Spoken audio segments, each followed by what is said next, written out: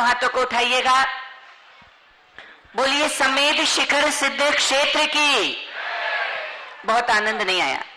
बोलिए परम पूज्य आचार्य भगवान गुरुवर विद्यासागर जी महाराज की। परम पूज्य प्रामाणिक संत मुनिवर श्री प्रमाण सागर जी महाराज की। परम पूज्य मुनिवर श्री अरह सागर जी महाराज की। चलते हैं शंका समाधान की इस दिव्य यात्रा को हम सब अपने श्रेष्ठियों के साथ प्रारंभ करते हैं। और प्रारंभ के प्रथम सत्र के लिए मैं भाई आप अपने दोनों हाथों को जोड़िए। बोलिए नमोस्तु महाराज जी, नमोस्तु महाराज जी, नमोस्तु महाराज जी। आइए बंधुओं, प्रतिदिन लोग गुणायतन से जुड़कर के अपने जीवन का सर्वश्रेष्ठ लगा करके पूज्य गुरुदेव की परिकल्पना को सार्थक करने का प्रयास कर रहे हैं। निश्चित ही आप सबका, हम सबका ये संकल्प है कि पूज्य गुरुदेव की परिकल्पना शीघ्र अतिशीघ्र पूर्ण हो ताकि पूरा विश्व लाभान्वित हो सके। बंधु सीधे सीधे घोषणा कर रहा हूं, जिन लोगों ने आज गुणायतन से जुड़कर के अपने आप को धन्य किया है, ऐसे श्रावक श्रेष्ठी जो निर्माण निधि के रूप में जुड़े हैं, और वो अपने स्थान पर खड़े हो जाएंगे, नमन वंदना करेंगे, कैमरा उस ओर घूमेगा, सभी अपने स्थान पर खड़े होंगे, जिनका मैं नाम घोषणा करूंगा। निर्माण निधि सदस्य के रूप में जुड़े हैं इंदौर से श्री रोहितास जी, श्रीमती दिव्या जैन, कोलकाता श्री आलोक कुमार सरावगी, कोलकाता से श्री श्याम लय सिंह। चलिए मैं पुनः एक बार घोषणा कर रहा हूं, अपने स्थान पर खड़े होंगे और आप सभी की करतल ध्वनि से सबका अभिनंदन होगा। पूरा गुणायतन आपका हृदय से स्वागत करता है। निर्माण निधि के रूप में श्री रोहितास जैन, श्रीमती दिव्या जैन सपरिवार, कोलकाता से आलोक कुमार सरावगी, कोलकाता से श्यामलय सिंह, अशोकनगर से श्री संजय जैन, मुद्रा वाले मनीषा, इंजीनियर शुभम, डॉक्टर सौम्या जैन, शिवांगी जैन, फरीदाबाद से क्रमी जैन, धर्मपत्नी आशीष जैन, कुसुम जैन, धर्मपत्नी कैलाश चंद जैन। जोरदार जोरदार करतल ध्वनि से अभिनंदन। सभी और कैमरा घुमाते रहें। फरीदाबाद से, इंदौर से श्रीमती चंद्रकांता जैन, श्री विजय कुमार जैन, भोपाल से श्री संदीप जैन, श्रीमती श्वेता जैन, भोपाल से श्री रमेश, निशा गोयल, नवीन, अमित, तृप्ति आदि आरव जैन, सागर से राजेंद्र कुमार जैन, अशोकनगर से श्री सुशील कुमार जैन, कामरूप विजयनगर से श्रीमती पन्ना देवी, राजेश सोनिका देवी छावड़ा, याशिका नैतिक जैन, कानपुर से श्री शैलेश जैन, श्रीमती पूजा जैन, इंदौर से स्वर्गीय विनयकांत जैन, स्वर्गीय जैनमती जैन की स्मृति में श्री जयनाथ विजयकांत जैन सपरिवार, और राजयश भीलवाड़ा से रतन लाल चांद देवी जैन गोधा सपरिवार। जोरदार जोरदार करतल ध्वनि से सभी का स्वागत कीजिए। निर्माण मित्र के रूप में जुड़े हैं ऐसे श्रावक श्रेष्ठियों को हम बुलाऊंगा बड़े सम्मान के साथ। निर्माण मित्र के रूप में श्री भवन लाल, कमल कुमार कासलीवाल, विमल कुमार, राहुल कुमार कासलीवाल गुवाहाटी। जोरदार करतल ध्वनि से स्वागत। आइए और उनके सम्मान के लिए बुलाना चाहूंगा श्री राजकुमार जी, गुल्ली भैया सतना, और साथ ही सुनील जैन जी CFO, वो आए और ऐसे श्रावक श्रेष्ठी का सम्मान करेंगे और यहां पर खड़े रहेंगे सीधे सीधे। निर्माण मित्र के रूप में जो जुड़े हैं शीघ्रता से आए। एडवोकेट आनंद कुमार जैन, शुभम जैन, श्रीमती उषा जैन, दमोह सपरिवार, सहारनपुर से श्रीमती कमलेश जैन, धर्मपत्नी विजय कुमार जैन, रंग वाले, सागर से अभिषेक दिन के अवसर पर इंजीनियर महेश कुमार जैन, श्रीमती सुधा जैन सपरिवार। आइए आ जाएं शीघ्रता से मंच में। जोरदार करतल ध्वनि से ऐसे श्रावक श्रेष्ठी के दान की अनुमोदना करें और आप भी जुड़कर के साथ ही से पुण्य कार्जन करें। हमारे बीच में सम्मान कर रहे हैं राजकुमार जैन, गुल्ली भैया सतना, और सुनील जी जैन CFO गुणायतन। आए और आपका सम्मान करेंगे। निर्माण सारथी के रूप में जुड़े हैं। मैं निवेदन करूंगा 2 या 3 लोग ही आए मंच में सम्मान के लिए। सबको आ जाइए, सभी लोग आ जाएं। निर्माण सारथी सदस्य सागर से श्री विजय कुमार, वैभव जैन, श्रीमती सुधा, नीलम जैन सपरिवार निर्माण सारथी के रूप में जुड़े हैं। यदि हमारे बीच उपस्थित हैं तो शीघ्रता से आए, गुरुदेव के चरणों में नमन वंदन करें और इनका सम्मान भी राजकुमार जी, गुल्लू भैया और सुनील जैन जी CFO गुणायतन। आइए, आपका शुभ नाम? जी, एडवोकेट आनंद कुमार जैन, शुभम जैन, श्रीमती उषा जैन दमोह से। आइए, शीघ्रता से हम मंच भी खाली करेंगे और हमारी व्यवस्था में सहयोग प्रदान करें। दमोह पथरिया, हाँ दमोह पथरिया से हैं एडवोकेट आनंद कुमार, शुभम जैन, श्रीमती उषा जैन। हाँ निर्माण सारथी के रूप में जो जुड़े हैं विजय कुमार, वैभव जैन, श्रीमती सुधा, नीलम जैन, सागर सपरिवार। एक ही परिवार है आप लोग कि दो हैं? आपका क्या है? चलिए जोरदार करतल ध्वनि से अभिनंदन कीजिए। आए, चलो हो गया। अजय विजय कुमार, वैभव जैन, श्रीमती सुधा, नीलम जैन, सागर मध्य प्रदेश से हमारे बीच में निर्माण सारथी की सदस्यता प्राप्त की है। जोरदार करतल ध्वनि से अभिनंदन कीजिए। और दिल्ली से निर्माण सारथी के रूप में जो जुड़े हैं दीप शिखा जैन, उषा जैन, सपरिवार, इनका भी हम स्वागत, वंदन और अभिनंदन करते हैं। आइए अब इस कड़ी में हम आपको ले चलते हैं जिन श्रावक शिष्यों ने सूत्रधार की सदस्यता प्राप्त किया है उनके मैं नामों की घोषणा कर रहा हूं। कोलकाता से श्री उज्जवल जैन, श्रीमती नीलम जैन, कुंजल सजल जैन सपरिवार उपस्थित हों और गुरुदेव के चरणों में नमन वंदन करें। और उनके सम्मान के लिए बुलाना चाहूंगा शैलेंद्र जैन जी, मुख्य प्रशासक गुणायतन, सुभाष जैन जी, सीईओ गुणायतन, और विजय जी गंगवाल साहब आए और ऐसे श्रावक शिष्टि का सम्मान करें। उज्जवल जैन, श्रीमती नीलम जैन, कुंजल सजल जैन, कोलकाता। चित्तौड़गढ़ से राजेश रूबी लोहाड़िया, सागर से अरविंद कुमार जैन सतभैया, श्रीमती करुणा जैन, आयुष कुमार जैन सतभैया सपरिवार। जोरदार जोरदार करतल ध्वनि से अभिनंदन कीजिए। आइए हमारे बीच में सतभैया परिवार है और उनका सम्मान करेंगे विजय जी गंगवाल साहब। आइए अरविंद कुमार जैन सतभैया, श्रीमती करुणा जैन, आयुष कुमार जैन सतभैया, सागर से। आप कौन? उज्जवल जी।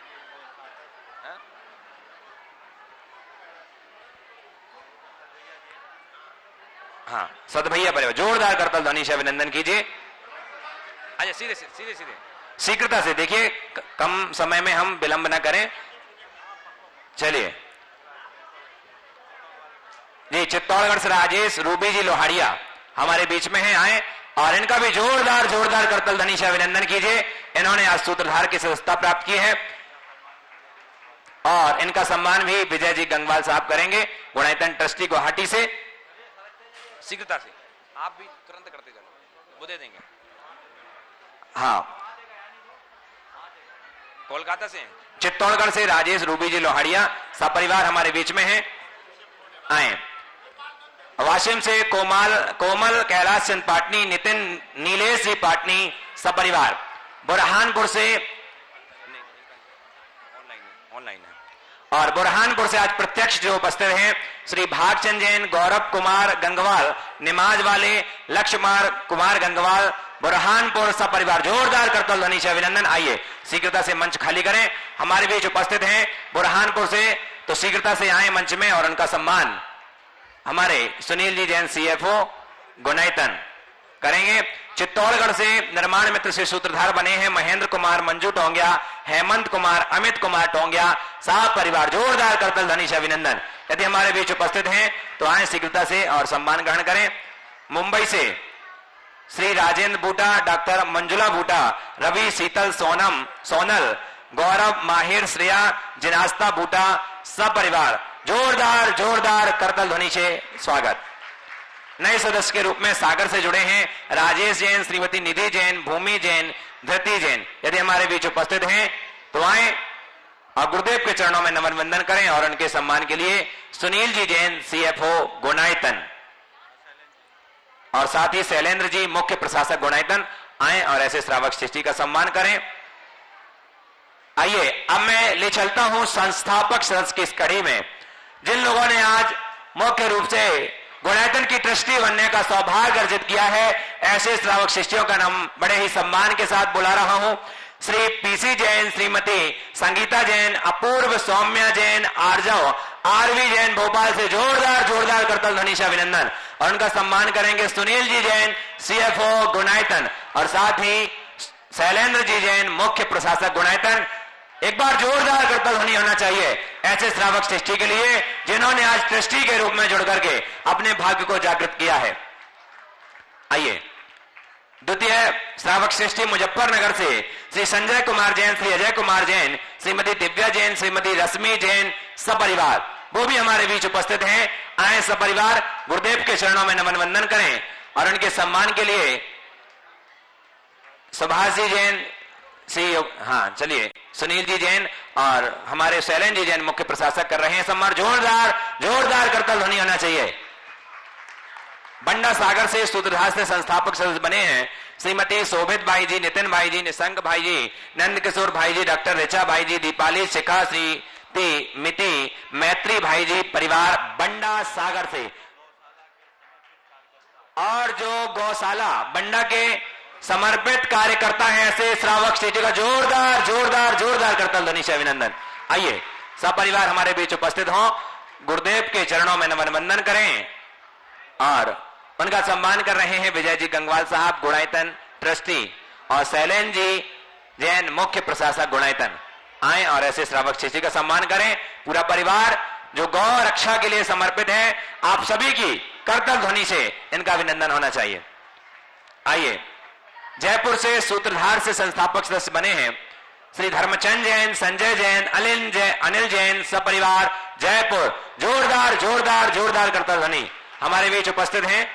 तो आए श्री धर्मचंद जैन, संजय जैन, अनिल जैन जी सपरिवार जयपुर से। और साथ ही एक और हमारे बीच में ऑनलाइन गुणायतन से ट्रस्टी बनने का सौभाग्य अर्जित किया है ऐसे श्रावक सृष्टि और जो विजय जी गंगवाल साहब के प्रयासों से, उनकी प्रेरणा से, और वो भी समर्पित है गुणायतन के लिए।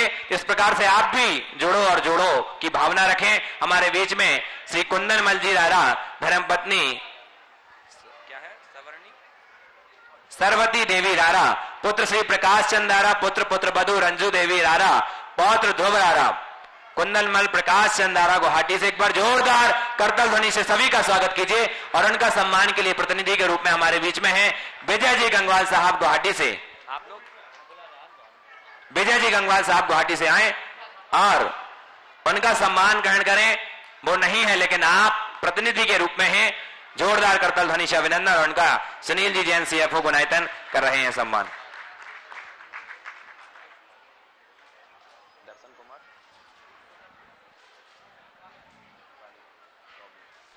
और आइए बंधो, अब मैं एक ऐसे नाम की उद्घोषणा कर रहा हूं।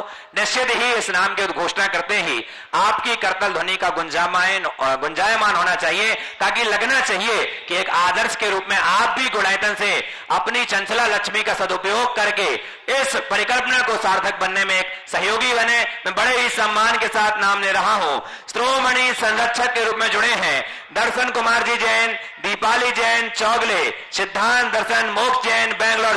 जोरदार करतल ध्वनि हमारे बीच सपरिवार उपस्थित हैं। आइए गुरुदेव के चरणों में नमन वंदन करें और इनका साफा पहना करके सम्मान करेंगे राजकुमार जी जैन गुल्ली भैया सतना से, शैलेंद्र जी जैन मुख्य प्रशासक गुणायतन के।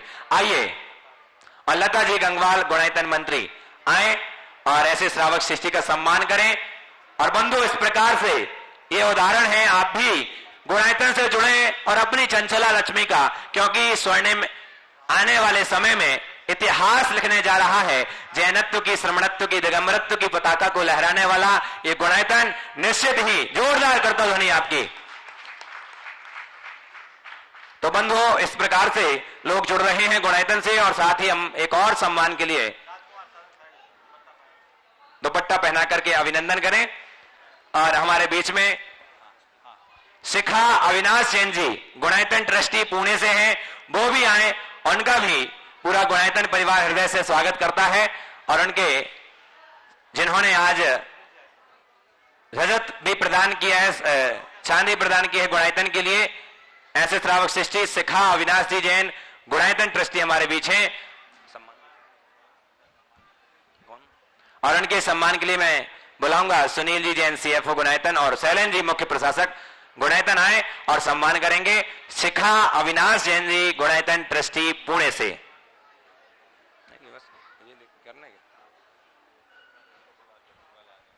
आइए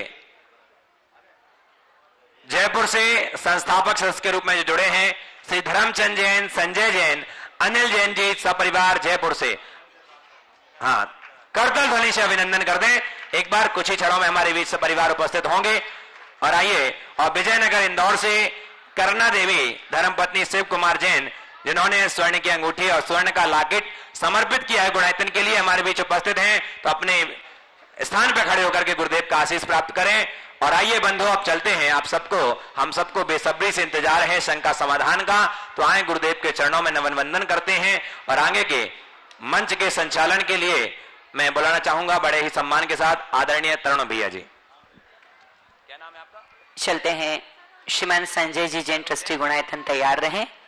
उसके पहले पूज्य गुरुदेव की आज्ञा से एक ऑनलाइन प्रश्न के माध्यम से आज की सरोज जैन जी बीना, इन्होंने भी एक स्वर्ण की अंगूठी समर्पित किएगा। जोरदार करतल ध्वनि से दानदाताओं का अभिनंदन कर। संजय जी जैन गुणायतन ट्रस्टी तैयार रहें जयपुर से। और उसके पूर्व पूज्य गुरुदेव की आज्ञा से एक ऑनलाइन प्रश्न के माध्यम से आज की शंका समाधान को शुरू कर रहा हूं। नमोस्तु महाराज जी इंदौर से आशिका राव का एक प्रश्न पूछती हैं कि एक पिता के एक ही बेटे हैं और उस एक बेटे की 3 बेटियां हैं। अब महाराज जी कुल परंपरा को आगे बढ़ाने के लिए किस तरह की व्यवस्था वो परिवार बनाएगा, कृपा कर शंका समाधान करें। देखिए, बेटियां हैं, बेटा नहीं है। अब कुल की परंपरा को आगे कौन बढ़ाएगा? मैं एक सवाल करता हूं। तीर्थंकर अपने माँ बाप की इकलौती संतान होते हैं, वो दीक्षा ले लेते हैं, तो उनकी कुल की परंपरा को कौन बढ़ाता है? कुल की परंपरा की चिंता मत करो, धर्म की परंपरा की रक्षा करो। इसलिए दुविधाएं हटाओ। हालांकि शास्त्रों में ऐसी व्यवस्था है कि पुत्र न हो तो पुत्र के अभाव में दत्तक पुत्र बना सकते हैं, लेकिन आज के युग में ये सब बड़ा खतरा है। इसलिए मैं ऐसी सलाह नहीं देता। और उन सब से कहता हूं जिनकी बेटियां ही बेटियां, वो मन में रंचमात हीनता का भाव में न लाए, बल्कि ये सोचे कि बेटियां अपने घर चले जाएंगी, हम गुरु के द्वार चले जाएंगे, हमारा रास्ता प्रशस्त होगा। बेटा होता तो 25 बरस उसकी चाकरी करनी पड़ती कि नहीं करनी पड़ती? सब कर रहे हैं जितने बेटे के बाप हैं। बेटी है तो कम से कम आजाद तो हैं, ऐसा सोचो तो जीवन धन्य होगा। श्रीमान संजय जी जैन ट्रस्टी गुणायतन जयपुर। उसके बाद तैयार रहेंगे श्रीमान नंद किशोर जी नितिन भाई जी बंडा ट्रस्टी गुणायतन। महाराज श्री के चरणों में बारंबार नमोस्तु नमोस्तु नमोस्तु। महाराज श्री, मेरी छोटी सी शंका है। 3 तरह के श्रावक आप लोग के पास में आते हैं। पहले वो श्रावक होते हैं जिनसे ये इच्छा होती है कि महाराज का आशीर्वाद मिल जाए और खूब धन दान मिल जाए मेरे को। दूसरे तरह के श्रावक वो होते हैं जो पारिवारिक जीवन में दुखी होते हैं। और तीसरे तरह के श्रावक होते हैं जो सबसे कम होते हैं, जो धर्म लाभ को बढ़वाना चाहते हैं, महाराज के सानिध्य में रह के अपने आप को ज्यादा धार्मिक करना चाहते हैं। तो महाराज जी, इस तरह से आना है श्रावक का, क्या ये सही है? देखिए, गाड़ियां होती है ना, तो कई तरह की गाड़ी होती है। एक गाड़ी ऐसी होती है जो बिल्कुल शोरूम से निकली होती है, ज्यादा चली ना भी हो तो भी समय समय पर सर्विसिंग पे आती है। दूसरी गाड़ी वो होती है जो थोड़ी बहुत टूट फूट होने हो तो मेंटेनेंस कराने के लिए सर्विसिंग कराते हैं। और कुछ गाड़ी ऐसी होती है जो एकदम खटारा होने के बाद वर्कशॉप पे आती है। समझ गए? तो जैसे 3 तरह की गाड़ियां हैं, वैसे ही 3 तरह के श्रावक हैं। उत्तम श्रावक वो हैं जो अपनी सर्विसिंग के लिए गुरुओं के चरणों में आते हैं। मध्यम श्रावक वो हैं जो अपने जीवन में आई टूट फूट की मरम्मत होने के लिए आते हैं कि हमारी रिकवरी हो जाए। और जघन श्रावक वो हैं जो संसार के थपेड़े खा करके गुरु की शरण में आते हैं। पर मैं इतना कहता हूं, बुरा नहीं है, बुरा नहीं है। अरे गाड़ी खराब हो, वर्कशॉप में आने के बाद ठीक होकर के जाना चाहिए, दुरुस्त होनी चाहिए। और ये ऐसी वर्कशॉप है कि खटारा से खटारा गाड़ी भी फर्राटे के साथ दौड़ना शुरू हो जाती है। इसलिए इसको देखा जा सकता है। श्रीमान नंद किशोर जी नितिन भाई जी बंडा ट्रस्टी गुणायतन। उसके बाद तैयार रहेंगे राजेश जी, निधि जी जैन सागर, साथ में रहेंगे शिव गुणायतन सागर और साथ में रहेंगे विनोद जी, विनीता जी इंदौर। नमोस्तु गुरुदेव, मेरा सपरिवार आपके चरणों में बारंबार नमोस्तु नमोस्तु नमोस्तु। महाराज श्री, मेरा शंका ये है कि जो पंच कल्याणक में गजरव महोत्सव में कुबेर के द्वारा रत्नों की वर्षा की जाती है, तो जो वो रत्न बरसाए जाते हैं, नॉर्मली हम वो सारे रत्न अपने पास एकत्रित करने की कोशिश करते हैं और उनको सजोकर घर में रखने की कोशिश करते हैं, और साथ ही साथ जो समापन के दौरान हम जो आहुति मतलब जो हवन होता है उसमें जो भस्म को हम तिलक करके लगाते हैं, उसको संजोकर रखते हैं, तो ये करना उचित है क्या? सबसे पहली बात तो ये है समझने की कि भगवान के आगे कुबेर रत्न क्यों बरसाता है, कभी आपने सोचा? गरीबों के लिए। हाँ, कहते हैं गरीबों के लिए। ये सब बेकार है। इसका मतलब जो भगवान के आगे कुबेर के द्वारा रत्न बरसाया जाता है उसे जो उठाते सब गरीब है। तो हम गरीब बनने के लिए भगवान की शरण में नहीं आए, भीतर बाहर से अमीरी पाने के लिए भगवान की शरण में आए। कुबेर इसलिए रत्न नहीं बरसता कि गरीबों का उद्धार हो, कुबेर इसलिए रत्नों की वर्षा करता है कि भगवान के आगे ये रत्न सब व्यर्थ हैं, जड़ हैं, इनका कोई महत्व नहीं। जिसे उसने आसार समझ कर के उड़ा दिया और तुम उसी को बटोर रहे हो। थोड़ा दूसरा देखो, कोई मर जाता है तो उसकी शव यात्रा के काल में भी लोग धन बरसाते हैं। क्यों बरसाते, कभी सोचा? किसी मृतक की शव यात्रा करते समय लोग धन बरसाते हैं, क्यों बरसाते हैं? समझे? मृतक की शव यात्रा में लोग धन बरसाते इसलिए कि अरे ये सब बेकार है, जिंदगी भर धन जोड़ा पर जोड़ने वाला चला गया, धन छोड़ गया, धन व्यर्थ है। तो भैया जो व्यर्थ है, असार है, उसे उनने लुटाया, तो तुम असार को क्यों पकड़ रहे हो? सार को बटोरने की कोशिश करो ना। मैं तो कहता हूं उसे बटोरने की जरूरत नहीं है। क्यों रत्नों को उठा लौटते हो और गरीब बनते हो? पर क्या कहूं, उत्साहित भी किया जाता है, इंद्र कुबेर लुटा रहा है तुम भरो, माने मेरा घर का धन भी भर जाएगा। ध्यान रखना, तुम्हारा खजाना किसी के द्वारा लुटाए गए धन को लूट कर नहीं होगा, भरेगा। तुम्हारा खजाना अगर कभी भरेगा भी तो तुम्हारे अपने प्रयत्न और पुरुषार्थ से भरेगा। दूसरों पर निर्भर कभी मत रहो।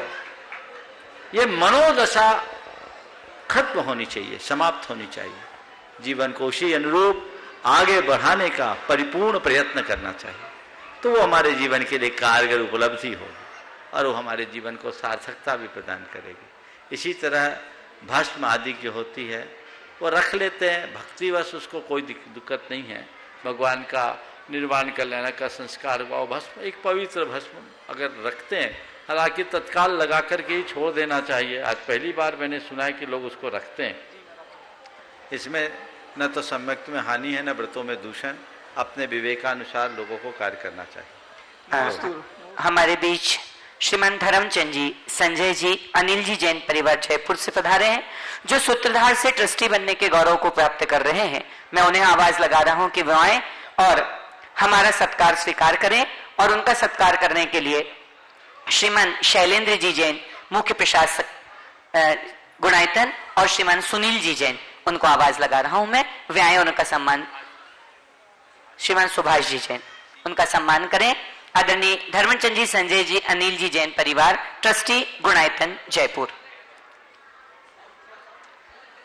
इसी क्रम में हमारे बीच आज सूत्रधार बनने का जिन्होंने सौभाग्य प्राप्त किया है, श्रीमान महेंद्र जी टोंगिया, जो चित्तौड़गढ़ से हमारे बीच में है। मैं उन्हें भी आवाज लगा रहा हूं कि वे भी आए और हमारा सत्कार स्वीकार करें। श्रीमान संतोष जी, श्रीमती सरोज जी, अशोकनगर लाइट वालों ने सहस्त्रकूट जिनालय में एक प्रतिमा देने का सौभाग्य प्राप्त किया है। वो अपने स्थान पर खड़े होकर वहीं से गुरुदेव के आशीर्वाद को प्राप्त करें। और हमारे बीच में चित्तौड़गढ़ से श्रीमान महेंद्र कुमार जी टोंगिया, मैं उनको निवेदन कर रहा हूं कि वे आकर के हमारा सत्कार स्वीकार करें। और इसके बाद तैयार रहेंगे श्रीमान राजेश जी, निधि जी जैन संबद्ध गुणायतन सागर से, और उनके साथ श्रीमान विनोद जी, श्रीमती विनीता जी जैन इंदौर से तैयार रहेंगे। इस पंचम काल के साक्षात भगवंतों को मेरा मेरे परिवार की तरफ से कोटि कोटि नमोस्तु नमोस्तु नमोस्तु। हे भगवान, मेरा शंका है, क्रोध नाश का कारण है, ये तो सभी जानते हैं कि क्रोध नाश का कारण है, परंतु प्रयास करने के बाद भी हम उस पर कमांड नहीं पा पाते और कुछ ना कुछ क्षणिक क्रोध की वजह से नाश कर लेते हैं। बाद में उसका पश्चाताप भी होता है कि क्रोध आया, गलत आया। हे भगवान, ऐसी कुछ समाधान है कि उस क्रोध पर विजय पा सके। क्रोध के क्षणों में क्रोध पर विजय पाना बहुत कठिन है। क्रोध के शमन हो जाने के बाद हम अगर अपना बोध जगा लें तो फिर क्रोध के क्षण में भी बोध होता है। क्रोध के शमन का उपाय मैंने अपने प्रवचनों में अनेक बार बताया है, शंका समाधान में भी बताया है। भावना योग इसका बहुत मददगार साधन है, कारगर उपाय है। आप नियमित भावना योग करें और मुझे शांत रहना है, मुझे शांत रहना है, मुझे शांत रहना है कि धुन अपनाएं। कुछ ही दिन में आप पाएंगे जीवन में आमूलचूल परिवर्तन हो। श्रीमान अरविंद कुमार जी जिन सतभैया सागर, उनके बाद तैयार रहेंगे श्रीमान श्री रिद्धि जैन किशनगढ़ बिहार। नमोस्तु गुरुवर। पूज्य मुनिद्वय के चरणों में मेरे एवं मेरे सतभैया परिवार सागर की ओर से सादर नमोस्तु नमोस्तु नमोस्तु एवं सकल दिगंबर जैन समाज सागर की तरफ से दोनों गुरुवर के चरणों में सादर नमोस्तु नमोस्तु नमोस्तु। गुरुवर, मेरी शंका ये है, एक सुक्ति है, बुरा जो देखन में चला बुरा न मिलिया कोई, जो दिल खोजा आपना सो मुझसे बुरा न कोई।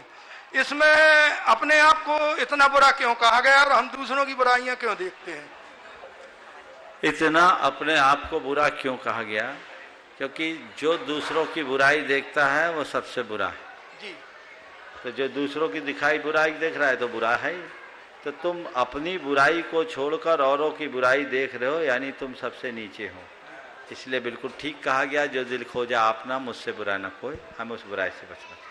नमस्ते गुरुवर। सुश्री रिद्धि जैन बिहार, उसके बाद तैयार रहेंगे श्री गर्वित राजेश रूबी लोहाड़िया चित्तौड़गढ़। नमोस्तु गुरुदेव, नमोस्तु गुरुदेव, नमोस्तु गुरुदेव। गुरुदेव, मेरा प्रश्न ये है, धार्मिक और लौकिक दोनों ही जगत के हर रेसिपी में शर्म नामक एक इंग्रेडिएंट कैसे भी मिक्स हो जाता है, तो हम जिसका स्वाद धार्मिक रेसिपी में ना आए तो मजा आ जाता है, लेकिन लौकिक जीवन में उसका स्वाद आए, थोड़ा थोड़ा आए तो अच्छा रहता है। तो गुरुदेव, हम इस शर्म की मात्रा को कैसे फिक्स करें कि धार्मिक रेसिपी का लाभ भी हम ले, जिससे हमारी आत्मा स्वच्छ हो जाए, और लौकिक रेसिपी यानी दुनिया के क्रियाकर्म में हम इसे कितना मिक्स करें कि हमारा दिमाग स्वस्थ और मस्त रहे और जीवन भी ट्रैक पे चलती रहे। नमोस्तु गुरुदेव। सबसे पहले तो इस बिटिया के सवाल के लिए एक बार जोरदार तालियां दे दें। यह शंका समाधान के स्थायी स्तंभों में से एक है। अक्सर ऑनलाइन प्रश्नों में इसका प्रश्न आता रहता है। अभी बहुत शिकायत है ऑनलाइन वालों की, पिछले दिनों से लगभग 1 महीना हो गया। स्थानीय लोगों के दबाव के कारण उन्हें अवसर नहीं मिल रहा है, जल्दी ही उनको भी मिलेगा। बहुत अच्छा सवाल किया है गुरुदेव। मेरा भावना योग का भी एक छोटा सा कंट्रीब्यूशन बताना है मुझे। चलो अभी बता देना। सबसे पहली बात, तुमने शर्म की बात की है। शर्म है क्या? शर्म एक गुण है, दोष नहीं। धार्मिक या लौकिक दोनों क्षेत्र में मनुष्य के हृदय में शर्म होनी चाहिए। शर्म क्या है? एक प्रकार का मानसिक संकोच जो किसी भी अकार्य को करते समय होना चाहिए। मैं अक्सर कहता हूँ, लज्जा मनुष्य का गुण है, क्योंकि लाज सुधारे काज। लौकिक क्षेत्र में लोग थोड़ा लिहाज करते हैं केवल इस बात को देखकर कि लोग क्या कहेंगे। ये शर्म का बड़ा उथला रूप है, और इस लोग क्या कहेंगे के चक्कर में कई बार ऐसे लोग करने योग्य कार्यों से भी दूर हो जाते हैं। वो कहीं उचित नहीं है। मेरा कर्तव्य क्या है, मुझे सदैव ये देखना चाहिए, और जो मेरे द्वारा करने योग्य है हमेशा मुझे केवल और केवल वही करना चाहिए। हाँ, लौकिक क्षेत्र में भी अगर मनुष्य के जीवन में शर्म हो तो व्यसन, बुराई और पाप से बहुत आसानी से बच सकता है। अगर व्यक्ति के हृदय में शर्म हो तो वो कभी संवेदन शून्य नहीं होगा। वे शर्म लोग संवेदन शून्य और कठोर बन जाते हैं। उनका चित्त अनुदार और सोच बहुत संकीर्ण बन जाती है। तो शर्म किसी अर्थ में हमारे जीवन में सरसता और समरसता भी लाता है, इसलिए हर व्यक्ति को शर्म युक्त होना चाहिए। और एक धर्मात्मा के लिए तो एक गुण है, उसे कहा गया ह्रीमय है, उसे लज्जा युक्त होना चाहिए। अगर धर्मात्मा के हृदय में लज्जा नहीं तो वो धर्म में स्थिर नहीं हो पाएगा। उसे अपनी मर्यादा के हनन का संकोच हमेशा होना चाहिए और किसी भी स्थिति में मर्यादा खंडित ना हो जाए ऐसा प्रयास करना चाहिए। तो चाहे लौकिक हो या लोकोत्तर, दोनों स्थितियों में हमें शर्म का ख्याल रखना ही चाहिए।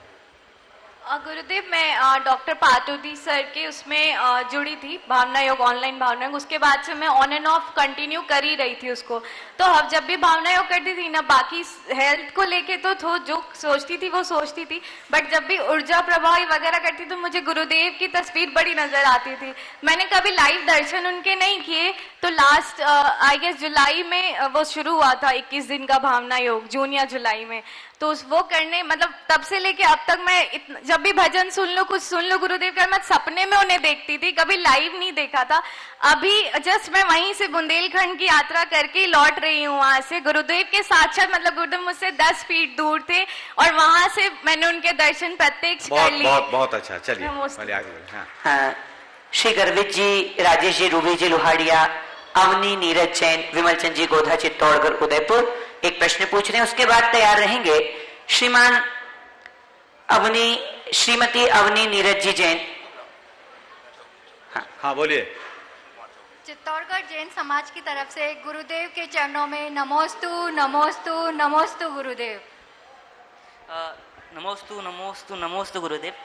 मेरी शंका ये है कि मनुष्य के अनेक जीवन कालों में इच्छा, तकदीर और भाग्य का क्या रोल है, और हम जो करते हैं उसका कुछ असर पड़ता है कि जो पहले से ही। इच्छा, तकदीर और भाग्य का हमारे जीवन में क्या रोल है?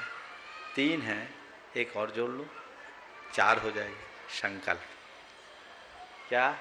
संकल्प। इच्छा मनुष्य के अंदर अनंत होती है, उत्पन्न होती है और वहीं विलीन हो जाती है।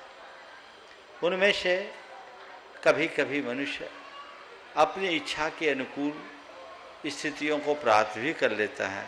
कई बार कहता है ये मेरे तकदीर से मिल गया, या ये कहता है ये नहीं मिला तो मेरे भाग्य में नहीं था। पर मेरा कहना है, इच्छा के साथ यदि मनुष्य के मन में दृढ़ संकल्प होगा तो उसकी तकदीर भी संवरेगी और उसका भाग्य भी खुलेगा। सबसे बड़ी ताकत अगर मनुष्य के पास कुछ है तो वो संकल्प की ताकत है। दृढ़ संकल्पी बने, उसमें किंचित भी शिथिलता ना आने दे। जो इच्छा है, सदिच्छा की बात कर रहा हूं, अशुभ इच्छा नहीं लेना। महाराज ने कहा जो इच्छा उसको संकल्पित कर लो, उसमें तो तुम लोग माहिर हो। मन में इच्छा है, अगर कोई शुभ इच्छा जगे तो उसी क्षण संकल्प से बंध जाओ।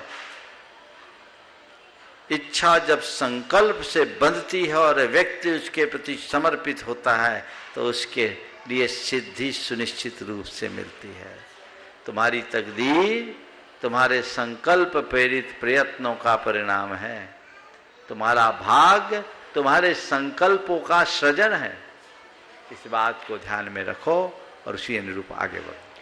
गौणायतन के शिरोमणि संरक्षक श्री दर्शन कुमार जी, दीपाली जी जैन चोगले, सिद्धांत दर्शन जैन मोक्ष बेंगलोर, वे सब तैयार हैं। उसके बाद तैयार रहेंगे श्रीमान राकेश जी, रजनी जी गोधा, ट्रस्टी गौणायतन। हाँ बोलिए। और बाकी इधर चित्तौड़ में चलो अपना नाम। नमस्ते महाराज जी।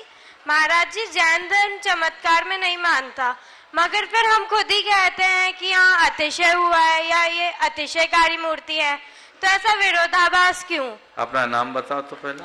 अवनी जैन। अवनी, बहुत अच्छा। देखो, चमत्कार, बिल्कुल चमत्कारों के अंधविश्वासों में व्यक्ति को नहीं पड़ना चाहिए, लेकिन अतिशयकारी है, इसका तात्पर्य क्या है? अतिशयकारी होने का मतलब चमत्कार नहीं। अतिशयकार क्या होता पता है? तुमने क्या जान रखा है, बोलो? जो तुम्हें पता है वो बताओ। अतिशय मतलब जहाँ कुछ ऐसा हुआ हो कि वो कभी पहले ना देखा गया हो, या फिर जो जैसे नहीं होना चाहिए उस जगह एकदम से अलग से हो गया हो।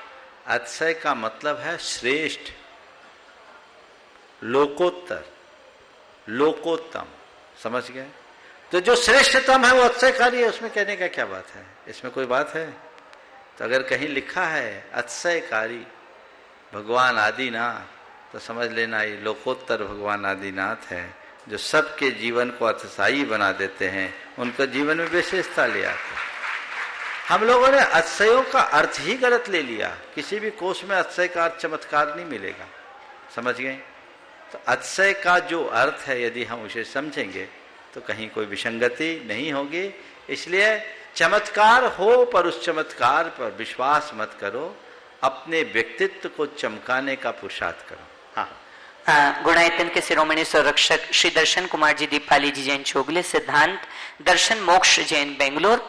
उसके बाद तैयार रहेंगे श्रीमान राकेश जी रजनी जी गोधा ट्रस्टी गुणायतन।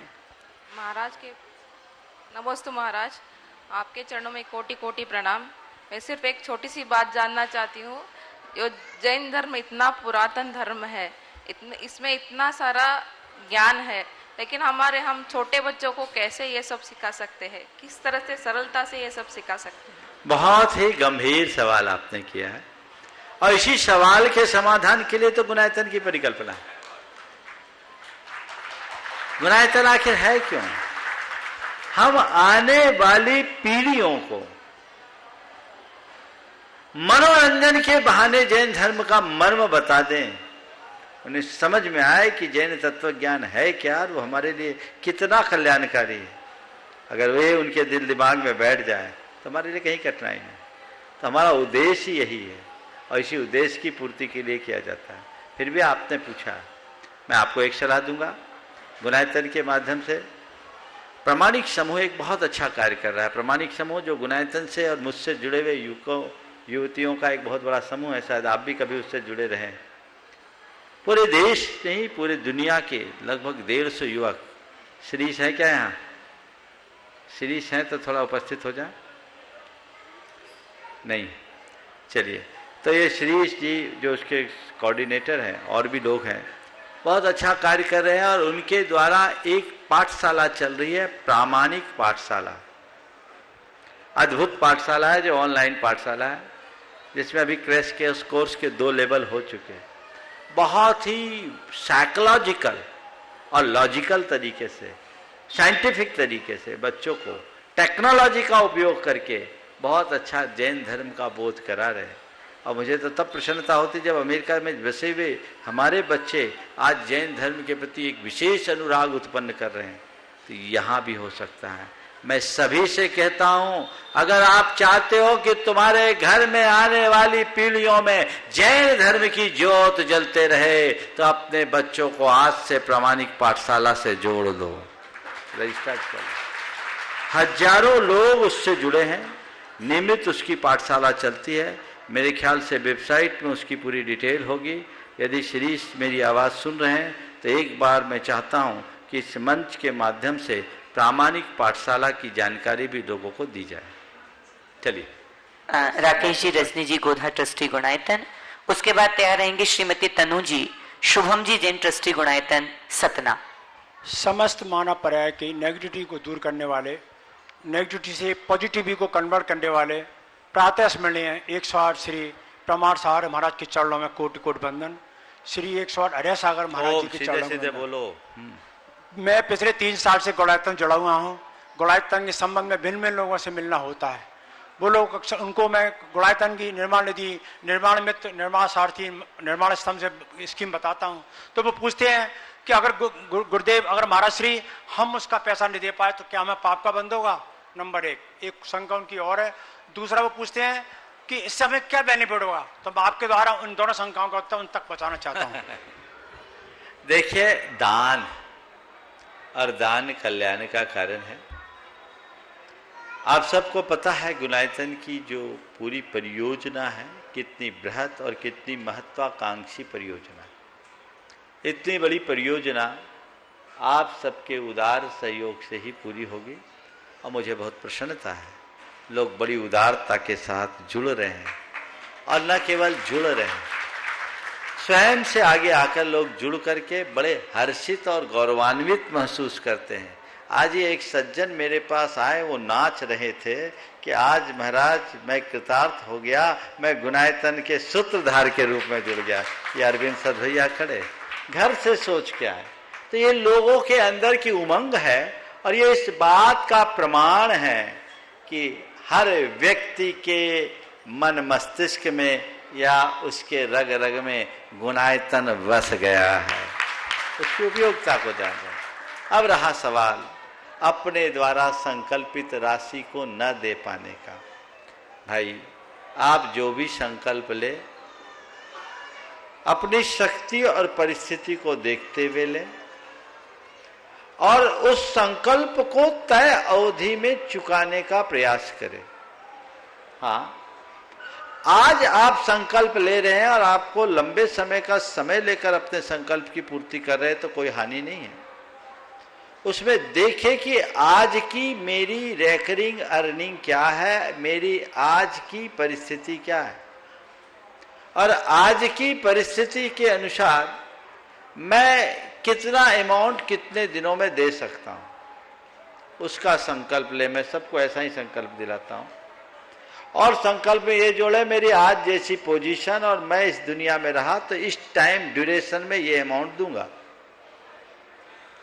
और घर जाकर सबसे पहले अपने बच्चों से कहे कि बेटा मैं एक कमिटमेंट करके आया हूं, हमें उम्मीद है कि हम अपने हाथों से उसे पूरा करेंगे और हम तो न केवल पूरा करेंगे अपितु गुणायतन को साकार होते देखना चाहेंगे और खुद प्रत्यक्ष आकर देखेंगे और आप सब देखेंगे।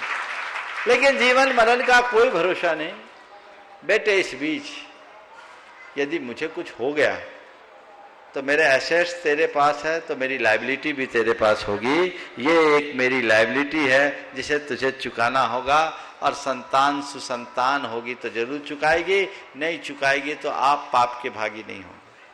किसी वजह से किसी की पोजीशन खराब हो गई, कई लोग ऐसे हुए हैं जिनकी अचानक फाइनेंशियल पोजीशन खराब हो गई।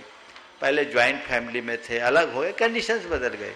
ठीक है, मेरा आज जब पोजीशन अच्छी होगी तो होगा, कमिटमेंट नहीं है तब तो पाप नहीं। लेकिन सब कुछ अनुकूल होते हुए भी यदि व्यक्ति जान घोषणा करने के बाद नहीं चुकाता, ऐसे बहुत सारे लोग हैं। आप जब गुणायतन के कार्यालय से बात करिएगा तो पता लगेगा जितने घोषणा होते हैं उनमें कई ऐसे हैं जिनके 10-10 साल से खाते नहीं खुले। महाराज श्री ऐसे लोग हर जगह पाए जाते हैं, सब जगह होते हैं, उससे कोई दिक्कत नहीं है। अपने यहाँ क्या कर रहा है, वो दे रहा है, ले थोड़ी रहा है तुमसे। लेकिन ऐसा कभी करना मत। कई लोग तो इसलिए भी बोल देते हैं कि चल कम से कम बोलने में मेरा सम्मान हो जाए, ये दुर्बुद्धि है। ऐसे लोग अपने सिर पर पाप का बोझ लादते हैं और निर्माल के बोझ से दबकर वो मरेंगे और भव भव में सड़ेंगे। ऐसा अनर्थ मत करना। यदि मेरी स्थिति अनुकूल नहीं है तो मैं क्यों बोलूं? कोई बाध्य तो कभी किसी को किया नहीं जाता और कहीं करना भी नहीं चाहिए। दान सदैव स्व प्रेरणा से, या कोई प्रेरित भी करे तो अपनी स्थिति देखते हुए अपनी इच्छा से और हर्षित होकर देना चाहिए। बाद में बदलना अच्छी बात नहीं है। मैं आपके माध्यम से न केवल गुणायतन के लिए अपितु दुनिया में कहीं भी किसी भी धर्म स्थान में आपने कोई दान घोषित किया है तो आपको ये सोचना चाहिए मेरे सिर का ये कर्जा है, इसे जितनी जल्दी संभव उतनी जल्दी चुकाना है। और एक बात और बोलता हूँ, एक व्यक्ति ने एक जगह का कोई कमिटमेंट किया, यहाँ का नहीं कहीं और का था, और ज़्यादा बड़ी अमाउंट नहीं थी, 1.5 लाख रुपये का था, लेकिन वो दे नहीं पा रहा था। उसने एक दिन कहा कि महाराज बहुत परेशान हूँ, मेरा एक कमिटमेंट है 1.5 लाख रुपये का, वो भी नहीं दे पा रहा हूँ और इन दिनों मेरा बिजनेस भी खराब चल रहा है। मेरे मुंह से निकला तू भगवान का अकाउंट क्लियर कर, तेरा सब अकाउंट क्लियर हो जाएगा। मेरे मुंह से निकल गया कि तू भगवान का अकाउंट क्लियर कर, तेरा सब अकाउंट क्लियर हो जाएगा। वो बात उसको बैठ गई। कई बार लोगों की होनहार अच्छी होती तो उनके भाग्य से हम लोगों मुख से शब्द निकल जाते। श्रद्धालु था, उसने मेरी बात पकड़ ली और उसने जाकर के उसकी धर्मपत्नी साथ बैठी थी, बोले महाराज ने सब ठीक कहा, हमें पहले अपना अकाउंट क्लियर करना है। और उसने अपने जेवर बेच के मंदिर का पैसा चुकाया। और आप सुनोगे तो ताज्जुब करोगे, उसी दिन से उसका दिल फिर गया और आज पहले से अच्छी स्थिति में है। तो ये चीज समझो, क्योंकि अगर धर्म के कार्य में आपके निमित्त से रुकावट आती है तो अंतराय का तीव्र बंद होता है, ऐसा शास्त्र कहता है। और दान आदि करने से अंतराय टलता है, ये भी शास्त्र का विधान है। तो उसका अंतराय टला। अरे कैसे दे, इसको देना, उसको देना, सबको देना, पर पहले भगवान का अकाउंट क्लियर करना। हालांकि भगवान को लेना देना नहीं है, ये तुम्हारा कमिटमेंट है। उस कमिटमेंट को पूरा करोगे, वो पुण्य तुम्हारे लिए कहाँ काम में आ जाए, कहाँ नहीं जा सकता। कुछ लोग ये भी तो कहते हैं महाराज, श्रीमद हमको क्या बेनिफिट होगा? हमको क्या बेनिफिट होगा? बोला बेनिफिट के लिए तुम दान मत दो। ध्यान रखो, एक होता है प्रॉफिट और लॉस, समझ गए? प्रॉफिट और लॉस, समझ गए? और एक होता है गुड और बैड। दान देने से क्या प्रॉफिट होगा ये दिमाग से निकालो, ये तो बनिए की भाषा है। दान देने से क्या होगा? बैड जाएगा, गुड आएगा। क्या जाएगा? बैड जाएगा और गुड आएगा, समझ गए? पाप जाएगा, पुण्य आएगा, जीवन पवित्र हो जाएगा। इस विश्वास के साथ दान देना चाहिए। नमस्ते महाराज। श्रीमती तनु शुभम जी जैन, ट्रस्टी गुणायतन सतना। उसके बाद तैयार रहेंगी श्रीमती रिद्धि जैन, गैरतगंज, मध्य प्रदेश। बोलिए गुणायतन प्रणेता, शंका समाधान प्रवर्तक, भावना योग प्रवर्तक, प्रखर वक्ता, मुनीषी 108 प्रमाण सागर जी महाराज की जय। मुनीषी 108 अरे सागर जी महाराज की जय जय। नमस्ते महाराज जी। महाराज जी, मेरा प्रश्न ये है कि कई बार आपने प्रवचन में बताया है कि नाम से कोई फर्क नहीं पड़ता किसी भी चीज से, चाहे, और युक्ति भी है कि नाम के मतलब आंख के अंधे और नाम नैन सुख। तो इस तरह से कई बार होता है कि अपन अपने बच्चों का नाम कभी भी कंस, रावण या कैकई के नाम पे नहीं रखते, ऐसा क्यों? क्योंकि कंस और रावण के नाम से ही डर लगता है। इनका एक ही रोल देख के सब लोग सीख ले गए कि एक ही कंस ने दुनिया को हिला दिया, एक ही रावण ने सारी दुनिया को रुला दिया और एक ही कैकेयी ने पूरी दुनिया को कपा दिया। तो अब दूसरा कोई ना आ जाए। उनका कैरेक्टर हमें पसंद नहीं, इसलिए बचते हैं।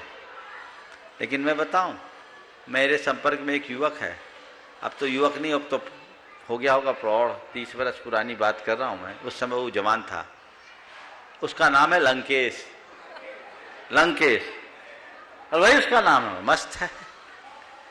तो वो ऐसा है, रावण भी मिल जाएंगे, लंकेश मिल गए, और नाम से रावण, लंकेश, या कंस भले न मिल जाए, कैकेयी भले न मिल जाए, पर रावण, कंस और कैकेयी के रोल करने वाले तो भरे पड़े, हमें उनसे बचना चाहिए।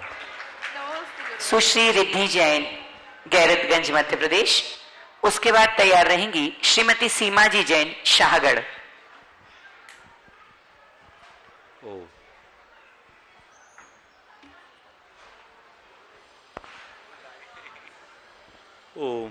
गुरुदेव के चरणों में बारंबार नमोस्तु नमोस्तु नमोस्तु। गुरुदेव, मेरी जिज्ञासा यह है कि कोई भी लड़का हो या लड़की, चाहे वो फ्रेंडशिप के रिलेशन में हो या फिर भाई बहन के रिलेशन में, लेकिन इस दुनिया में उसे गलत ही दृष्टि से देखा जाता है। महाराज जी, अपन दुनिया की इस दृष्टि की, इस धारणा को कैसे चेंज करें? महाराज जी, क्या फ्रेंडशिप ही नहीं करनी चाहिए कि बात ही नहीं करनी चाहिए? कृपया समाधान करें। एक बात बोलूं, कल ही एक घटना हुई। मेरे पास एक परिवार आया, उनके साथ उनकी लड़की भी थी। वो एक लड़के के चक्कर में फंस गई थी। उसके माँ बाप मेरे पास लेकर आए, और जब मैंने उससे बातचीत किया उसकी माँ को पहले से मालूम नहीं था। जब बातचीत किया तो उस लड़की ने कहा कि महाराज जी क्या बताऊं, मैं पहले भाई बहन की तरह जुड़ी थी और उससे कहती थी कि मैं भाई बहन की तरह हम लोगों को रहना है, पर महाराज अब क्या बताऊं, मन जुड़ गया, दिल लग गया, अब लगता है हम उसी के साथ रहें। समझ गए? तो पहली बात तो ये है कि भाई बहन की अगर बात हो, भैया थोड़ा सा गैप करो, भाई बहन की अगर बात हो तो क्या तुम्हारे घर में भाई और बहन नहीं है? नंबर 1। नंबर 2, फ्रेंडशिप हो, कोई बुराई नहीं, पर ये गर्लफ्रेंड बॉयफ्रेंड क्यों? ये गर्ल और बॉय किस मानसिकता की उपज है? क्या तुम्हारी कोई गर्लफ्रेंड नहीं है? क्या तुम्हारा कोई बॉयफ्रेंड नहीं है? What is this? ये किसका सिंबल है? फ्रेंड हो। ये जो गर्ल और बॉय शब्द है ना, सारा खेल उसी का है, वो मानसिकता को बिगाड़ता है। इसलिए व्यक्ति को अपनी मर्यादा को कभी नहीं खोना चाहिए। और एक बात और बोलूं, दुनिया चाहे कितनी भी आगे बढ़ जाए पर मनुष्य की मनोवृत्ति नहीं बदलती। हमारे यहाँ योगियों को भी अपनी मर्यादा के भीतर रहने की प्रेरणा दी गई। तो तुम लोग तो साधारण हो और यौवन अवस्था से संपन्न हो, थोड़ी ही देर में मन लड़खड़ा जाता है और सारी व्यवस्थाएं धरी रह जाती है। तुमने खुद भी ऐसा अनुभव किया होगा, तुम्हारे संपर्क में ऐसे लोग होंगे।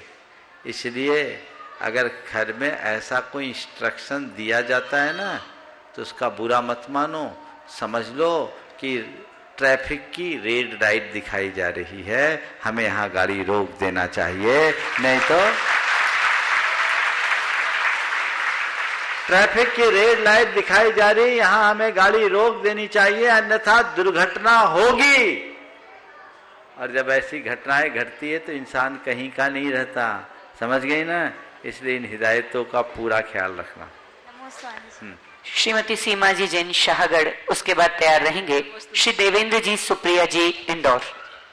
महाराज श्री के चरणों में कोटि सा नमस्तु, मेरे परिवार की तरफ से कोटि सा नमस्तु। मुनिवर, मेरा क्वेश्चन है, आईना में पारा लगा रहता है लेकिन किसी को आईना दिखाओ तो उसका पारा क्यों चढ़ जाता है? मुनिवर, मेरे प्रश्न का समाधान। आईना में पारा लगा रहता है पर किसी को आईना दिखाओ तो उसका पारा चढ़ जाता है, इसलिए कि आईना हम खुद देखते हैं और जब हम आईना खुद देखते हैं तो हमारा पारा उतर जाता है, चढ़ाकर हम देखते हैं। समझ गए ना? और हम इसलिए देखते हैं, आईना क्यों देखते हैं कि मुझ में कोई कमी तो नहीं है। जब व्यक्ति खुद की कमी अपनी आंखों से देखता है तो वो उसे सुधारने की कोशिश करता है। और जब हमें कोई आईना दिखाता है ना, तो वो हमारी कमियों को दिखाता है। हम कमी नहीं देखते, हमारी कमियों को दिखाता है। और मनुष्य की एक बड़ी दुर्बलता है कि वो अपनी कमियों को देख नहीं पाता। तो हमें चाहिए कि हम अपनी कमियों को देखें, खुद देखें, और किसी की कमियों को देखने की कोशिश ना करे, उसे आईना दिखाने की भी कोशिश ना करे। और कदाचित हमें आईना दिखा दे तो ये सोचे, अरे जब हम खुद आईना देखते हैं वो दिखा रहा है, मेरा काम आसान कर रहा है, चलो अपने दाग धो लो और जीवन को धन्य कर लो। ओम। श्रीमान देवेंद्र जी सुप्रिया जी इंदौर, उसके नमोस्तु गुरुदेव। आजकल देखने में आता है कि सोने के तुरंत बाद किसी इंसान को पक्की नींद नहीं आती, आधा 1 घंटा वो करवट बदलने में निकाल देते हैं। तो वो 1 घंटा इस तरह हम बिल्कुल वेस्ट कर रहे हैं। अगर वो समय हम सोने की जगह जिंदगी को दे तो कुछ मैजिकल कर सकते हैं। तो गुरुदेव, उस समय का उपयोग कैसे करें कि बाद में हमको बस ये पछतावा रहे कि हमें सोने का समय नहीं मिला। दिन भर इतनी मेहनत करो कि सोते ही नींद आ जाए। मुझे तो ऐसा होता है, लेटता हूं नींद आती, और आराम से ऐसी नींद आती कि जितना मैं चाहता हूं उतनी नींद आती है। जो लोग दिन भर आराम तलबी से जीते हैं ना, वो रात में चैन से सो भी नहीं पाते। मनुष्य को परिश्रमी होना चाहिए, मेहनती होना चाहिए। परिश्रमी और मेहनती होगा तभी कुछ अच्छा कर पाएगा। आज के अंतिम प्रश्न के लिए आवाज लगा रहा हूं श्रीमान राजकुमार जी विनायकिया, कलकत्ता। ओ पीछे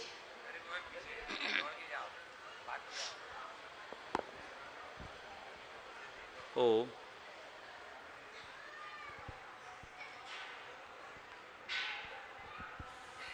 नमोस्तु गुरुदेव। विनायका परिवार के तरफ से नमोस्तु गुरुदेव। मेरा प्रश्न ये है कि गुरुवर कहीं पढ़ा था कि मंदिर मस्जिद भी गजब की जगह है, जहां गरीबों को बाहर और अमीरों को अंदर भीख मांगते देखा है। गुरुवर, गरीब भिखारी का मांगना तो प्रत्यक्ष दिखता है, किंतु धर्म के भय से देना और मांगना उचित है और क्या? अमीरों का पाप के भय से भगवान के चरणों में आना और याचना करना उचित है क्या? इनकी याचना हरदम स्वीकृत हो जाती है क्या? देखिए, जिसके भी ये विचार है बड़े सार्थक विचार है। बाहर के गरीबों के मांगना दिखता है, भीतर के भिखारियों को मांगना नहीं दिखता। मैंने अनेक बार इस विषय में प्रकाश डाला है और एक पंक्ति में आपकी बात का उत्तर दूंगा। भगवान के चरणों में भक्त बनकर जाओ, याचक बनकर नहीं। पुजारी बनकर जाओ, भिखारी बनकर नहीं। मैं तो ये कहता हूं, जो भीतर के भिखारी हैं वो बाहर के भिखारी से ज़्यादा बड़े भिखारी हैं, क्योंकि बाहर बैठा भिखारी तो केवल रुपये 2 रुपये मांगता है। भीतर जाने वाला भिखारी तो करोड़ 2 करोड़ के सपने देखता है। ये अच्छी बात नहीं है। भगवान के चरणों में प्रार्थना करो, याचना नहीं। अच्छी प्रार्थना करो। प्रभु की भक्ति इसलिए न करो कि हे प्रभु आप मेरे कंधे का बोझ उठा दो। प्रभु के चरणों में जाकर केवल इतना निवेदन करो, हे प्रभु मेरे कंधों में इतना बल दे दो कि मैं इससे भी बड़ा बोझ उठाने में समर्थ हो सकूं। चाहे जितना बड़ा बोझ हो मैं उसे उठा सकूं। ये दृष्टि अपने अंदर हो तो हम अपने जीवन को बहुत सुंदर और बेहतरीन बना सकेंगे।